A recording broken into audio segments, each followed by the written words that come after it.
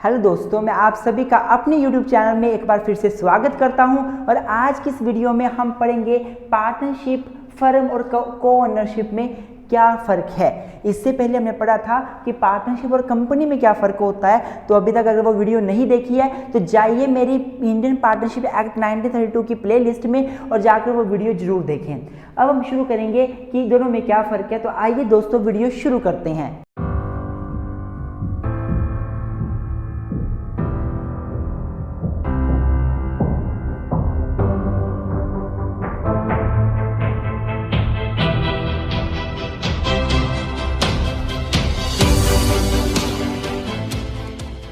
तो मेरे दोस्तों, अब अगर मैं बात करूं कि पार्टनरशिप, फर्म और को ओनरशिप में क्या फ़र्क है, तो यहाँ पर मैंने 5 पॉइंट लिखे हैं और इन पॉइंट्स के आधार पर हम डिफरेंस करेंगे इन दोनों में। सबसे पहले एग्रीमेंट। तो अगर मैं एग्रीमेंट की बात करूं तो पार्टनरशिप फर्म के लिए agreement is very very essential. Without agreement you can not enter into partnership. आपको एग्रीमेंट में साइन करने पड़ेंगे तभी आप फर्म के मेंबर बन सकते हो। अगर आपने एग्रीमेंट में साइन नहीं किए तो आप फर्म के मेंबर नहीं बन सकते। फॉर एग्जांपल, दो लोग हैं, वो आपस में पार्टनर हैं, उनके आगे बच्चे पैदा होते हैं तो बच्चे उनके वो अपने बच्चे हैं तो वो फर्म के मेंबर नहीं बन जाएंगे। बच्चे कल को बड़े होंगे और अगर वो चाहते हैं कि वो उस फर्म में काम करें तो उनको एग्रीमेंट के ऊपर साइन करने पड़ेंगे, जो फर्म का एग्रीमेंट है, जो पार्टनरशिप डीड है। तो agreement is very essential in case of partnership firm. But in the case of co ownership agreement is not essential. Agreement कोई जरूरी नहीं होता। अगर मान लो 3 लोग एक प्रॉपर्टी के ओनर हैं, उनके बाद उनके बच्चे पैदा हुए, वो ऑटोमेटिकली उन प्रॉपर्टी के ओनर बन जाएंगे। ऐसा नहीं कि बच्चे पहले एग्रीमेंट में साइन करेंगे, हम भी प्रॉपर्टी के ओनर बनना चाहते हैं। एग्रीमेंट का को ओनरशिप में कोई रोल नहीं है। को ओनरशिप का मतलब क्या है?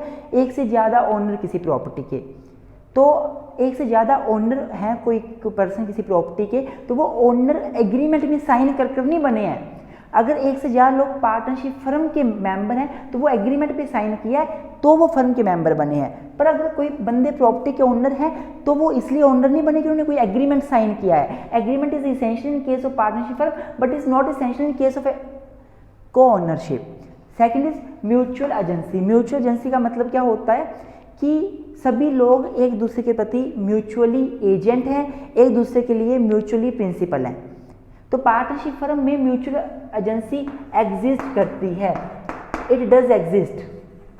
पार्टनरशिप में म्यूचुअल एजेंसी एग्जिस्ट करती है। मतलब मान लो A, B, C 3 लोगों ने फर्म बनाई है तो तीनों लोग एक दूसरे के प्रति एजेंट होंगे, तीनों लोग एक दूसरे के प्रति प्रिंसिपल होंगे। अगर A ने कुछ काम किया फर्म के लिए तो B, C उसके लिए लाइबल होंगे।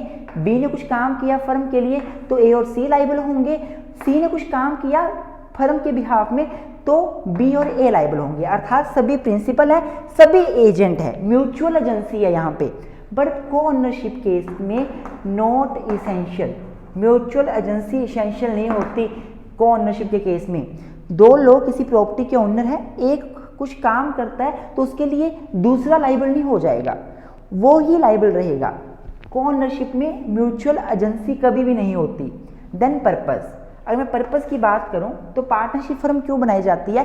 सेक्शन 4 में साफ साफ बोला हुआ है कि partnership is a relation among 2 और more persons for doing a business. क्यों फर्म बनाई जाती है? बिजनेस करने के लिए, for doing a business and share the profit out of the business.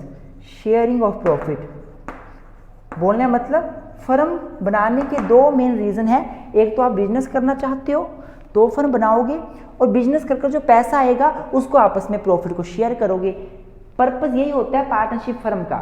लेकिन को ओनरशिप का पर्पस ये नहीं होता। Its purpose is not to do the business और not to share the profit. Co ownership 3 लोग आपस में प्रॉपर्टी के ओनर है तो वो ओनर क्यों है इसके पीछे कोई रीज़न नहीं है कि वो बिजनेस करेंगे इसलिए ओनर बने हैं। मान लो मैंने, मेरे भाई ने और मेरे तीसरे भाई ने, हम तीनों भाई ने कोई प्रॉपर्टी परचेज की इकट्ठी अपने नाम पर, को ओनर है हम उस प्रॉपर्टी के, तो हमने वो प्रॉपर्टी कोई बिजनेस के पर्पस के लिए परचेज नहीं करी है। हम चाहे जो मर्जी करें उस प्रॉपर्टी का, लेकिन फर्म बनाई जाती है तो बिजनेस के लिए बनाई जाती है और उससे आने वाले प्रॉफिट को शेयर करने के लिए बनाई जाती है।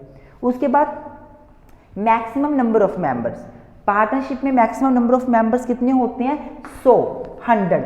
2013 के बाद ये सेटल हो गया, ये कंपनीज एक्ट में अमेंडमेंट आई है 2013 में, ये सेटल कर दिया गया है कि मैक्सिमम पार्टनरशिप में कितने लोग हो सकते हैं, 100 लोग। लेकिन को ओनरशिप में कोई लिमिट नहीं है, नो लिमिट। एक प्रॉपर्टी के 100 लोग भी मालिक हो सकते हैं, 1000 भी हो सकते हैं, लाख भी हो सकते हैं, कोई लिमिट नहीं है। बट पार्टनरशिप में मैक्सिमम 100 लोग हो सकते हैं एक पार्टनरशिप फर्म के। उसके बाद आगे डिमांड ऑफ पार्टीशन। पार्टनरशिप में can you demand the partition? No, आप कभी भी ये नहीं बोल सकते मुझे पार्टीशन चाहिए और मैं अपनी अलग फर्म बनाना चाहता हूँ। आप डिसॉल्व करो अपनी फर्म को, अपनी पार्टनरशिप को डिसॉल्व करो, अलग नई फर्म किसी और के साथ बना लो, वो अलग बात है, लेकिन जो फर्म बन गई है उसका पार्टीशन नहीं कभी हो सकता। पर को ओनरशिप में yes, partition can be demanded. 3 लोगों ने इकट्ठी प्रॉपर्टी ली, एक बोल सकता है मेरे हिस्से को अलग कर दो मेरे लिए, हम तीनों की इकट्ठी प्रॉपर्टी है, 20 कनाल प्रॉपर्टी है, तो आप प्लीज मेरे हिस्से का अलग कर दो और मुझे जो मेरा हिस्सा आता है वो दे दो। Partition can be demanded in the case of co ownership, but no partition can be demanded in the case of partnership. I hope मेरे दोस्तों आपको ये डिफरेंस भी अच्छे से समझ आया होगा। वीडियो अच्छी लगे तो लाइक जरूर करें, चैनल पर नए हो तो सब्सक्राइब करना ना भूलें। Thank you very much, keep supporting us.